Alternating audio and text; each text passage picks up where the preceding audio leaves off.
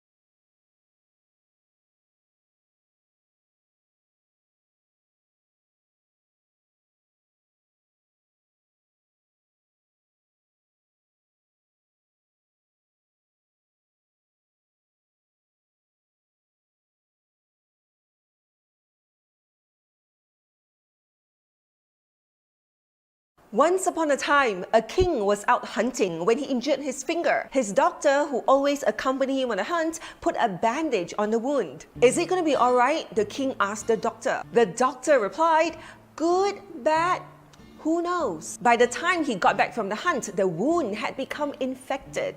The doctor carefully cleaned the wound, put some ointment on it, and bandaged it again. Are you sure it's going to be alright? Asked the king. Good, bad, who knows, said the doctor. A few days later, the finger became so infected they had to amputate it. The king was so furious with the doctor that he threw him into the dungeon. See how you like being in jail, doctor? The doctor said, prison, sire. Good, bad, who knows? The king told him, you are insane as well as incompetent. A few weeks later, the king went out hunting again, but this time he got lost and was captured by the indigenous forest people. It was their holy day and they needed a sacrifice for their gods. They tied the king to a tree and started dancing and chanting around him, and just as they were about to slit his throat, the priest yelled, stop! This man cannot be our sacrifice. He is not perfect.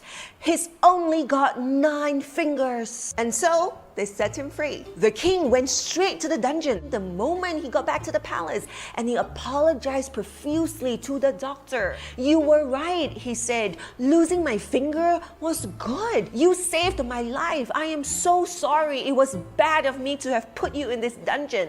And the doctor said, bad? It was very good that you locked me here. Otherwise, I would have been with you on the hunt. And I have all my 10 fingers. When something undesirable happens to us, it's hard to think that anything positive can come up from it. But there's always a reason for everything. And sometimes we just don't see the reason yet. Don't categorize things into good or bad, because who knows how the universe is conspiring to help us. An arrow can only be shot by pulling it backwards. So when life is pulling you back with difficulties, it means that it's going to launch you into something great. So stay focused and keep aiming and be happy always.